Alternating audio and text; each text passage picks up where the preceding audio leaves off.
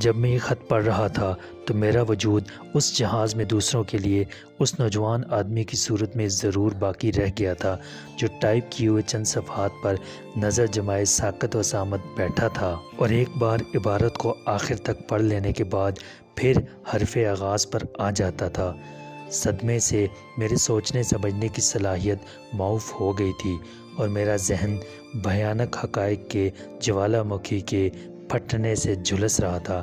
میرے خون کا ہر قطرہ تیزاب بن کے لہو میں آگ کی طرح پھیل رہا تھا اور انتقام انتقام پکارنے لگا تھا۔ میرا دل چاہتا تھا میں چیخ چیخ کر رہوں اور دنیا کو بتاؤں کہ میں وہ بد نصیب اور جہنمی بیٹا ہوں جس کے لیے دنیا و عقبہ میں روسیاہی کے سوا کچھ نہیں۔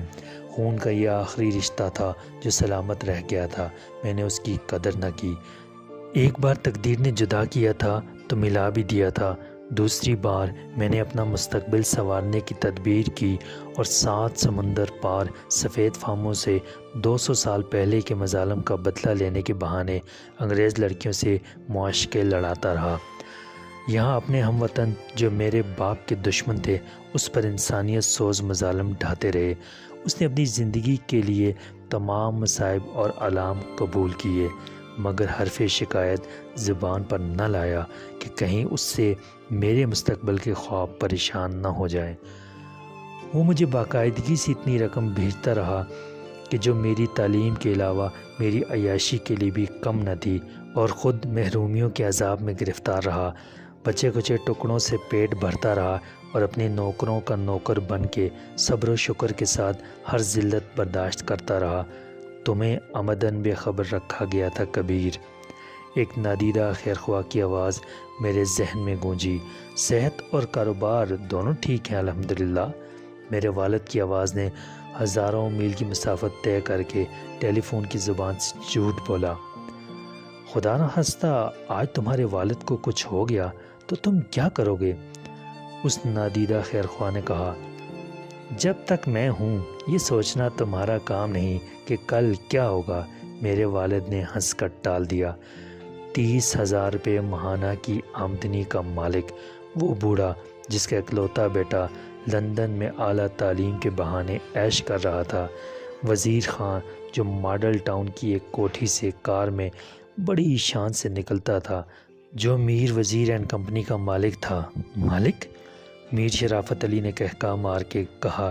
وہ بوڑھا جو کندھے پر جھاڑن رکھے سارا دن صوفے اور میز کرسیاں گلدان اور سامان آرائش کھڑکیوں کی شیشے اور فانوس جھاڑتا پھرتا ہے، جو گھٹیا کے لیے خیراتی شفا خانے سے رنگ دار پانی اور سپرین کی گولیاں لا کے شفا کی امید رکھتا ہے۔ امید کیا ہے؟ خود فریبی کا جال۔ وہ بوڑھا اپنے اکلوتے بیٹے کے سنہرے مستقبل کے لیے زمانے کی ٹھوکروں میں رہا۔ مستقبل تو سراب تھا اور ان حالات کا ذمہ دار صرف ایک شخص تھا۔ بہت دیر بعد جب غیظ و غضب، تعصف اور ملال اور پشیمانی و پریشانی کے جذبات کی تباہ کن لہر کا زور ٹوٹا تو میں ایک بالکل مختلف اور بدلا ہوا انسان تھا۔ میرے خیالات و احساسات بدل چکے تھے۔ میری ذہنی کیفیت میں وہ انقلاب آ چکا تھا جس نے مجھے زندگی کے مقاصد کا نئے سرے سے تعین کرنے پر مجبور کر دیا تھا۔ پہلے میں خوابوں کے محل تعمیر کر رہا تھا، اب میں بے رحم حالات کی آندھی میں منہدم ہو جانے والے گھر کے ویران کھنڈر پر کھڑا نوحہ خواہ تھا۔ مجھے اسی ویرانے میں اپنی گمشدہ جنت بنانی تھی اور تعمیر کے خواب کو تعبیر دینے سے پہلے ان سب کے خون سے بنیادوں کی آبیاری کرنی تھی جو اس تباہی و بربادی اور تخریب کے عمل میں شریک تھے اور بھول گئے تھے کہ آنے والا دن یوم مکافات بھی ہو سکتا تھا۔ میری فہرست میں پہلا نام میر شرافت علی کا تھا اور دوسرا چراغ دین کا جو اب سی ڈین ہو گیا تھا۔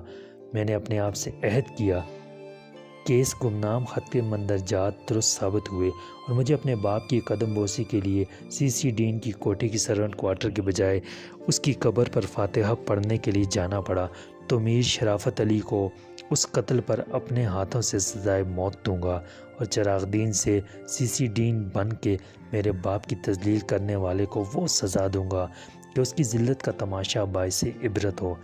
اس فیصلے کے بعد میں نے محسوس کیا کہ غم و اندوہ کے اچانک ٹوٹ پڑنے والے کوہ گراں کا بار اتنا ہلکا ضرور ہو گیا ہے کہ میں سانس لے سکوں۔ میرپور کے اصیل باشندے یعنی محترم ڈش واشر نے میری حالت کے تغیر کو محسوس نہیں کیا تھا یا درخور اقتناع نہیں سمجھا تھا، مگر کالا صاحب میرے نماک اور میری صورت کے تاثرات کا بغور مشاہدہ کرتا رہا تھا۔ Are you all right? اس نے بہت دیر بعد کہا جب میں خط کو جیب میں رکھنے کے بعد آنکھیں بند کیے نیم دراز تھا۔ اس خط میں کوئی بہت تشویش کی بات تھی؟ اس نے کہا۔ مجھے اندیشہ تھا کہیں تمہیں ہارٹ اٹیک نہ ہو جائے۔ میرا دل پتھر کا ہو گیا ہے، میں نے کہا۔ میں خود ایک پتھر ہوں، شیشے کے انسانوں کو مجھ سے ڈرنا چاہیے۔ کالے صاحب کی سمجھ میں کچھ نہ آیا، اس نے باہر دیکھتے رہنے کو ترجیح دی۔ میں نے اس کا نام مشتبہ افراد کی فہرست میں سے کاٹ دیا اور باقی مسافروں پر ایک نگاہ ڈالی کہ ان میں سے کون صورت سے کرائے کا قاتل لگتا ہے، لیکن سب چہرے ایک جیسے اجنبی تھے، ملکی و غیر ملکی، سفید فام، گندمی رنگ والے، سیاہ فام، جوان اور بوڑھے، سب اپنے اپنے خیالات میں محو تھے، مگر کسی صورت پر قاتل کا گمان نہ ہوتا تھا اور سب قاتل لگتے تھے۔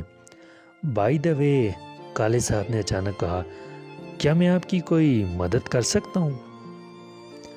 مدد کے جذبے سے زیادہ یہ تجسس کا جذبہ تھا جو اسے دخل در معقولات پر اکسا رہا تھا۔